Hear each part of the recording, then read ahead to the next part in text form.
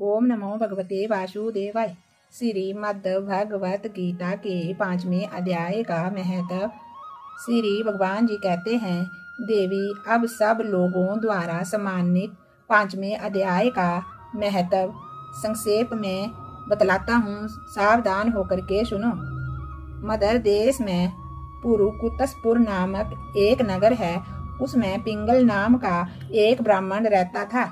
वह वेद पाठी ब्राह्मणों के विख्यात वंश में जो सर्वथा निष्कलंक था उसमें उत्पन्न हुआ था, किंतु अपने कुल के लिए उचित वेद शास्त्रों के स्वाध्याय को छोड़ करके उसने ढोल आदि बजाते हुए नाच गान में मन लगाया। गीत नृत्य और बाजा बजाने की कला में परिश्रम करके पिंगल ने बड़ी प्रसिद्धि प्राप्त कर ली और उसी से उसका राजभवन में भी प्रवेश हो गया। अब वह राजा के साथ रहने लगा और पराई स्त्रियों को बुला बुलाकर उनका उपयोग करने लगा। स्त्रियों के सिवाय और भी उसने मन लगा लिया था। धीरे धीरे अभिमान बढ़ जाने से वह एकांत में राजा से दूसरों के दोष बतलाने लगा। पिंगल की एक स्त्री थी जिसका नाम था अरुणा। वह नीच कुल में उत्पन्न हुई थी और कामी पुरुषों के साथ विहार करने की इच्छा से सदा उन्हीं की खोज में घूमा करती थी। उसने पति को अपने मार्ग का कांटा समझकर एक दिन आधी रात में घर के भीतर ही उसका सिर काट कर मार डाला और उसकी लाश को जमीन में गाड़ दिया।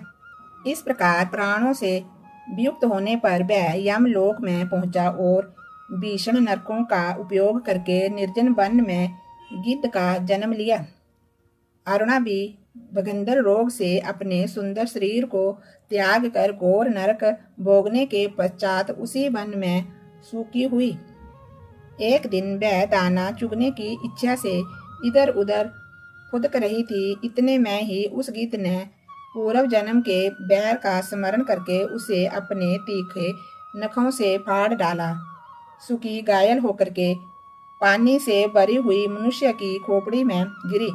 गिद्ध पुनः उसकी ओर झपटा। इतने में ही जाल फैलाने वाले बहेलिये ने उसे भी बाणों का निशाना बनाया। उसकी पूर्व जन्म की पत्नी सूखी उस खोपड़ी के जल में डूबकर प्राण त्याग चुकी थी। फिर वह क्रूर पक्षी भी उसी में गिरकर डूब गया।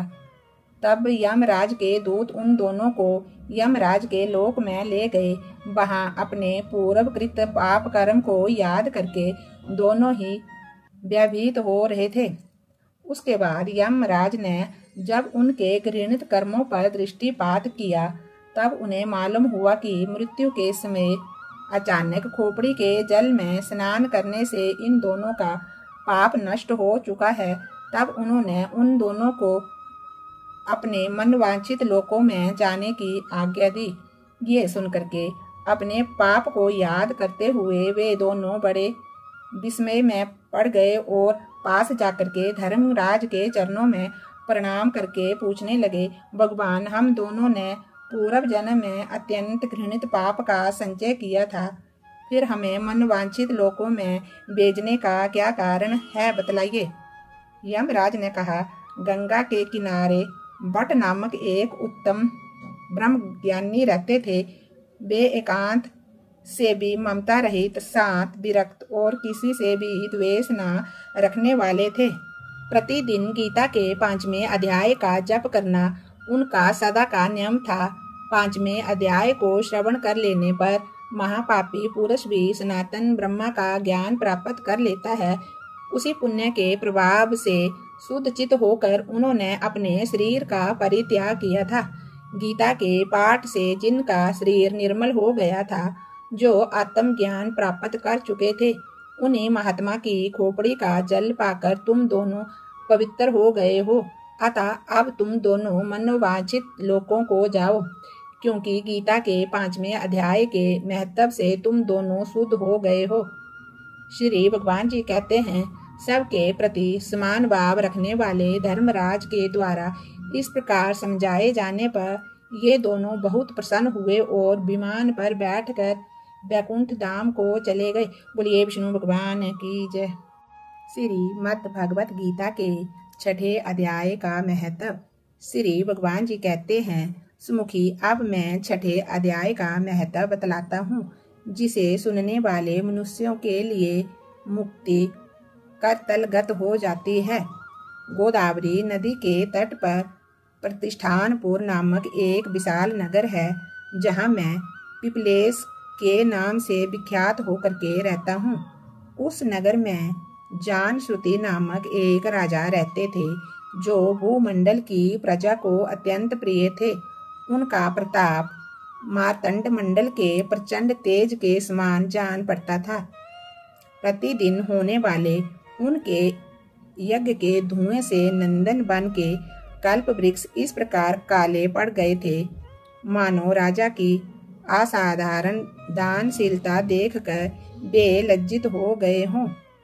उनके यज्ञ में प्राप्त रसावादन से सदा आसक्त होने वाले देवता लोग कभी प्रतिष्ठानपुर को छोड़ करके बाहर नहीं निकलते थे। उनके दान के समय छोड़े हुए जल की धारा प्रताप रूपी तेज और यज्ञ के धुएं से पुष्ट होकर के मेघ ठीक समय पर वर्षा करते थे। उस राजा के शासन काल में खेती में होने वाले 6 प्रकार के उपद्रवों के लिए कहीं थोड़ा सा भी स्थान मिलता नहीं था और अच्छी नीतियों का सारा प्रसार होता था। वे बावली, कुएं और पोखरे खुदवाने के बहाने मानो प्रतिदिन पृथ्वी के भीतर की निधियों का अवलोकन करते थे। एक समय राजा के दान, तप, यज्ञ और प्रजापालन से संतुष्ट होकर के स्वर्ग के देवता उन्हें वर देने के लिए आए। वे कमल नाल के समान उज्जवल हंसों का रूप धारण कर अपने पंखों को हिलाते हुए आकाश मार्ग से चलने लगे। बड़ी उतावली के साथ उड़ते हुए वे सभी हंस आपस में बातचीत भी करते जाते थे। उनमें से भद्राशव आदि 2-3 हंस वेग से उड़कर आगे निकल गए। तब पीछे वाले हंसों ने आगे जाने वालों को संबोधित करके कहा, अरे भाई भद्राशव, तुम लोग वेग से चलकर आगे क्यों गए? ये मार्ग बड़ा दुर्गम है, इसमें हम सबको साथ मिलकर के चलना चाहिए। क्या तुम्हें दिखाई नहीं देता, ये सामने ही पुण्य मूर्ति महाराज जानश्रुति का तेज पुंज अत्यंत स्पष्ट रूप से प्रकाशमान हो रहा है, अतः सावधान होकर के चलना चाहिए।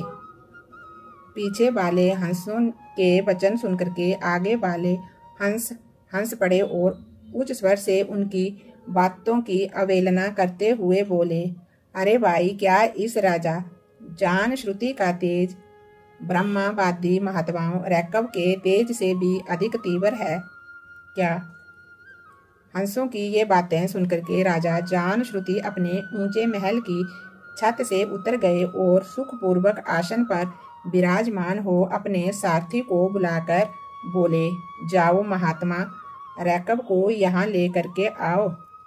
राजा का ये अमृत के समान वचन सुनकर के महानायक सारथी प्रसन्नता प्रकट करता हुआ नगर से बाहर निकला। सबसे पहले उसने मुक्तिदायिनी काशीपुरी की यात्रा की, जहाँ जगत के स्वामी भगवान विश्वनाथ मनुष्यों को उपदेश दिया करते हैं। उसके बाद वह गया क्षेत्र में पहुंचा, जहाँ प्रफुल्ल नेत्रों वाले भगवान गदाधर संपूर्ण लोकों का उद्धार करने के लिए वहाँ निवास करते हैं। उसके बाद नाना तीर्थों में भ्रमण करता हुआ सारथी पापनाशनी मथुरापुरी में गया। ये भगवान श्री कृष्ण का आदि स्थान है, जो परम महान एवं मोक्ष प्रदान करने वाला है। वेद और शास्त्रों में वह तीर्थ त्रिभुवनपति भगवान गोविंद के अवतार स्थान के नाम से प्रसिद्ध है। नाना देवता और महर्षि उनका सेवन करते हैं। मथुरा नगर यमुना के किनारे शोभा पाता है। उसकी आकृति अर्धचंद्र के समान प्रतीत होती है। वह सब तीर्थों के निवास से परिपूर्ण है। परम आनंद प्रदान करने के कारण सुंदर प्रतीत होता है। गोवर्धन पर्वत के होने से मथुरा मंडल की शोभा और भी बढ़ गई है। वह पवित्र वृक्षों और लताओं से आवृत है। उसमें 12 वन है। वह परम पुण्यमय तथा सबको विश्राम देने वाले श्रुतियों के सारभूत भगवान श्री कृष्ण की आधार भूमि है।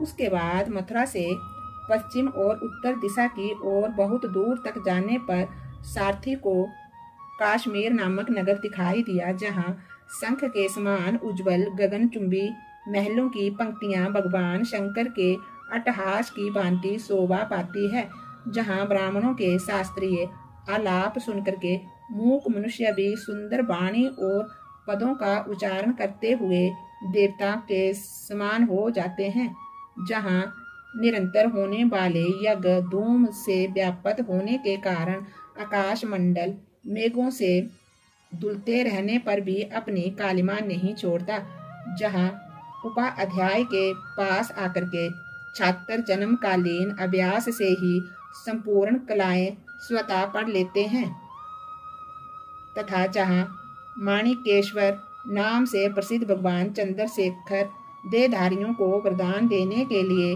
नित्य निवास करते हैं।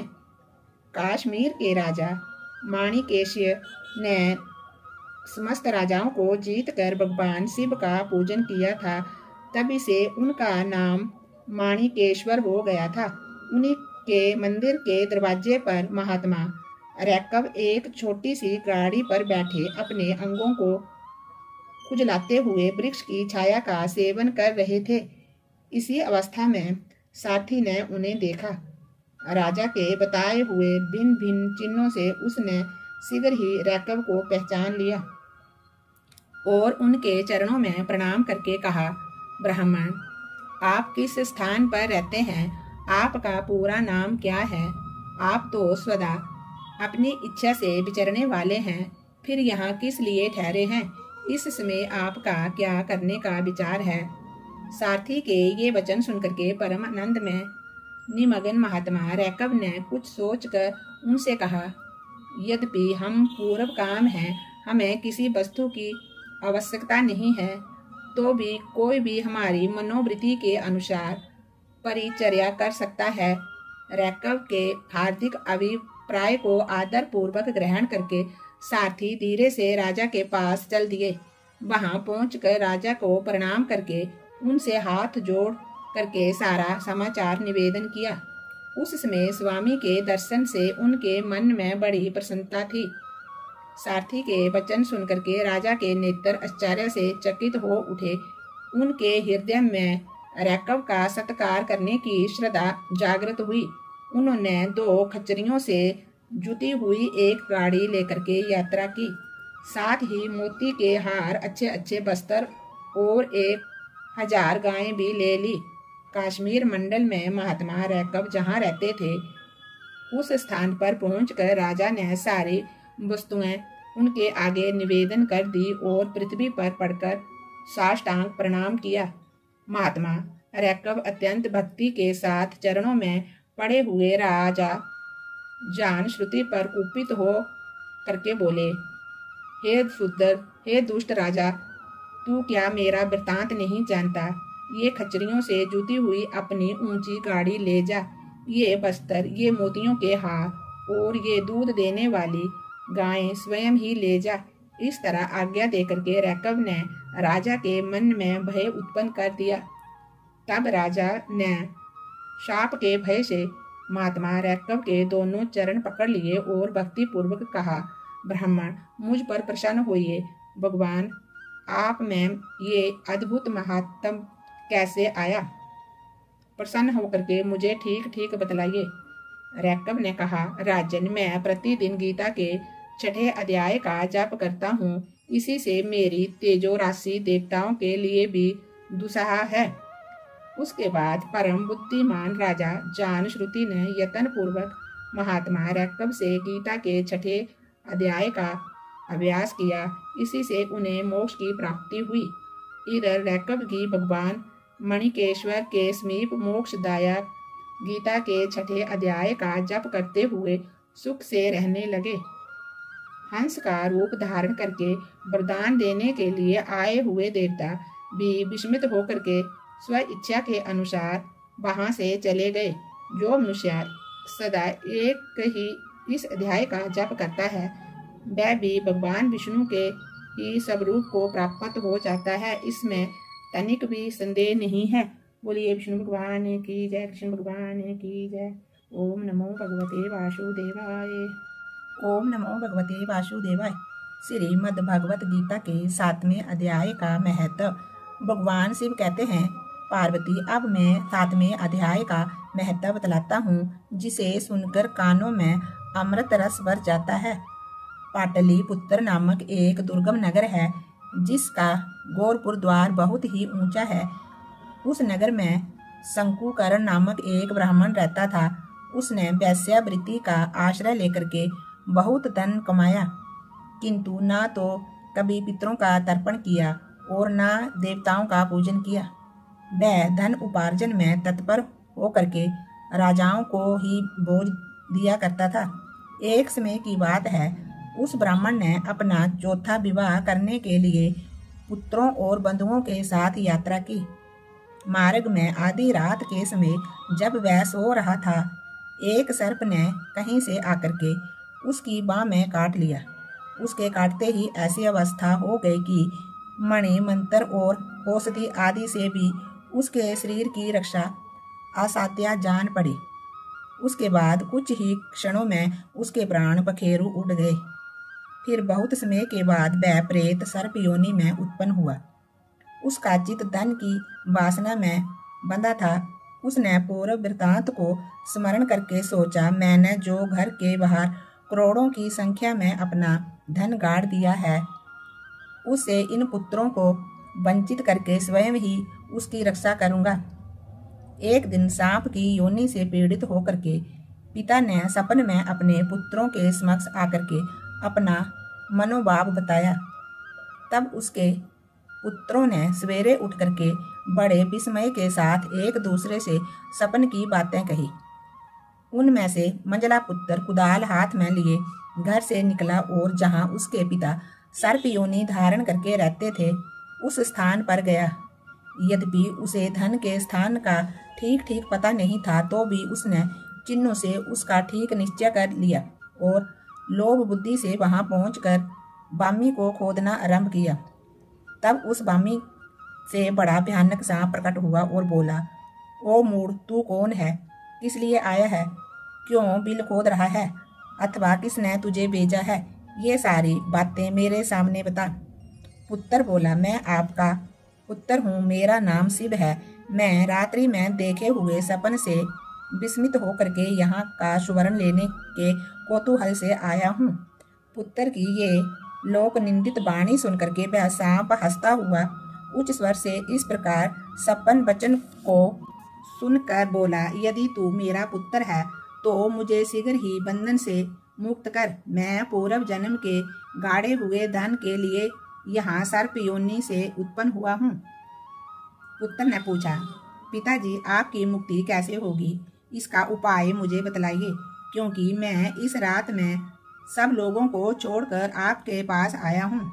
पिता ने कहा, बेटा, गीता के अमृतमय 7वें अध्याय को सुन करके मेरी मुक्ति करके तीर्थ दान तप और यज्ञ भी सर्वथा समर्थ नहीं है। केवल गीता का 7वां अध्याय ही प्राणियों के जरा मृत्यु आदि दुख को दूर करने वाला है। पुत्र, मेरे श्राद्ध के दिन 7वें अध्याय का पाठ करने वाले ब्राह्मण को श्रद्धा पूर्वक भोजन कराओ, इससे निस्संदेह मेरी मुक्ति हो जाएगी। बतस अपनी शक्ति के अनुसार पूर्ण श्राद्ध के समय वेद विद्या में प्रवीण अन्य ब्राह्मणों को भी भोजन कराना। सर्प योनि में पड़े हुए पिता के वचन को सुनकर के सभी पुत्रों ने उसकी आज्ञा के अनुसार तथा उससे अधिक श्राद्ध किया। तब शंकुकर्ण ने अपने सर्प शरीर को त्याग कर दिव्या देह धारण किया और सारा धन पुत्रों के अधीन कर दिया। पिता ने करोड़ों की संख्या में जो धन बांट कर दिया था, उससे वे सदाचारी पुत्र बहुत प्रसन्न हुए। उनकी बुद्धि धर्म में लगी हुई थी, इसलिए उन्होंने बावली, कुएं, पोखरा, यज्ञ तथा देव मंदिर के लिए उस धन का उपयोग किया और अन्नशाला भी बनवाई। तत्पश्चात 7वें अध्याय का सदा जप करते हुए उन्होंने मोक्ष प्राप्त किया। पार्वती, ये तुम्हें 7वें अध्याय का महत्व बतलाया गया है, जिसके सुनने मात्र से मानव सब पातकों से मुक्त हो जाता है। भगवान शिव कहते हैं, हे देवी, अब 8वें अध्याय का महत्व सुनो। उसके सुनने से तुम्हें बड़ी प्रसन्नता होगी। लक्ष्मी जी के पूछने पर भगवान विष्णु ने उन्हें इस प्रकार 8वें अध्याय का महत्व बतलाया था। दक्षिण में आमधर्कपुर नामक एक प्रसिद्ध नगर है। वहाँ बाम शर्मा नामक एक ब्राह्मण रहता था, जिसने वेश्या को पत्नी बना करके रखा था। वह मांस खाता, मंदरा पीता, साधुओं का धन चुराता, पराई स्त्रियों से व्यभिचार करता और शिकार खेलने में दिलचस्पी रखता था। वह बड़े भयानक स्वभाव का था और मन में बड़े बड़े हौसले रखता था। एक दिन मंदिरा पीने वालों का समाज जुटा था। उसमें भाम शर्मा ने भरपेट दाढ़ी पी, खूब गले तक उसे चढ़ाया। अतः अजीर्ण से अत्यंत पीड़ित होकर के वह पाप आत्मा कालवश मर गया और बहुत बड़ा ताड़का वृक्ष हुआ। उसकी घनी और ठंडी छाया का आश्रय लेकर के ब्रह्म राक्षस स्वभाव को प्राप्त हुए कोई पति पत्नी वहां रहा करते थे। उनके पूर्व जन्म की घटना इस प्रकार है। एक पूसी बल नामक ब्राह्मण था, जो वेद वेदाग के तत्वों का ज्ञाता, संपूर्ण शास्त्रों के अर्थ का विशेषज्ञ और सदाचारी था। उसकी स्त्री का नाम कुमति था। वह बड़े खोटे विचार की थी। वह ब्राह्मण विद्वान होने पर भी अत्यंत लोभवश अपनी स्त्री के साथ प्रतिदिन भैंस, काल पुरुष और घोड़े आदि बड़े दानों को ग्रहण किया करता था, परंतु दूसरे ब्राह्मणों को दान में मिली हुई कौड़ी भी नहीं देता था। वे ही दोनों पति पत्नी कालवश मृत्यु को प्राप्त होकर के ब्रह्म राक्षस हुए। वे भूख और प्यास से पीड़ित हो इस पृथ्वी पर घूमते हुए उसी ताड़ वृक्ष के पास आए और उसके मूल भाग में विश्राम करने लगे। इसके बाद पत्नी ने पति से पूछा, नाथ, हम लोगों का ये महान दुख कैसे दूर होगा तथा इस ब्रह्म राक्षस योनि से किस प्रकार हम दोनों की मुक्ति होगी? तब उस ब्राह्मण ने कहा, ब्रह्म विद्या के उपदेश, आत्म तत्व के विचार और कर्म विधि के ज्ञान बिना किस प्रकार संकट से छुटकारा मिल सकता है? ये सुनकर के पत्नी ने पूछा कि वह ब्रह्म क्या है, अध्यात्मक क्या है और कर्म कौन सा है? उसकी पत्नी के ऐसा कहते ही जो आश्चर्य की घटना घटित हुई उसको सुनो। उपर्युक्त वाक्य गीता के 8वें अध्याय का आधा श्लोक था। उसके श्रवण से वह वृक्ष उस समय ताड़ के रूप को त्याग कर भाम शर्मा नामक ब्राह्मण हो गया। तत्काल ज्ञान होने से विशुद्ध चित होकर के वह पाप के चोले से मुक्त हो गया तथा उस आधे श्लोक के ही महत्व से वे पति पत्नी भी मुक्त हो गए। उसके मुख से दैवाद ही 8वें अध्याय का आधा श्लोक निकल पड़ा था। उसके बाद आकाश से एक दिव्य विमान आया और वे दोनों पति पत्नी उस विमान पर आरूढ़ होकर के स्वर्ग लोक को चले गए। वहां का ये सारा वृत्तांत अत्यंत आश्चर्यजनक था।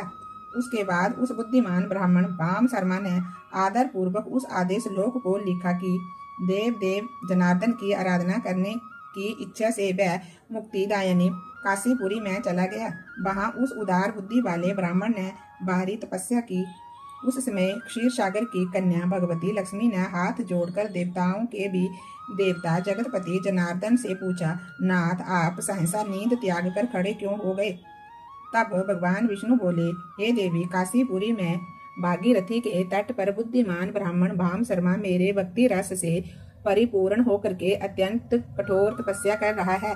वह अपनी इंद्रियों को वश में करके गीता के 8वें अध्याय के आधे श्लोक का जप कर रहा है। मैं उसकी तपस्या से बहुत प्रसन्न हूँ। बहुत देर से उसकी तपस्या के अनुरूप फल का विचार कर रहा था। प्रिय, इस समय वह फल देने को मैं उत्कंठित हुआ हूँ।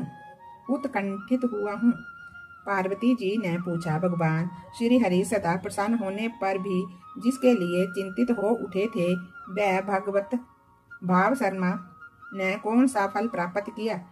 श्री महादेव जी बोले, देवी, द्विज श्रेष्ठ भाम शर्मा प्रसन्न हुए भगवान विष्णु के प्रसाद को पाकर के सुख मोक्ष को प्राप्त हुआ और उसके अन्य वंशज भी जो नरक यातना में पड़े थे उसी के सुकर्म से भगवत धाम को प्राप्त हुए। पार्वती, ये 8वें अध्याय का महत्व थोड़े में ही तुम्हें बतलाया है। इस प्रकार सदा विचार करते रहना चाहिए। बोलिए विष्णु भगवान की जय। ओम नमो भगवते वासुदेवाय।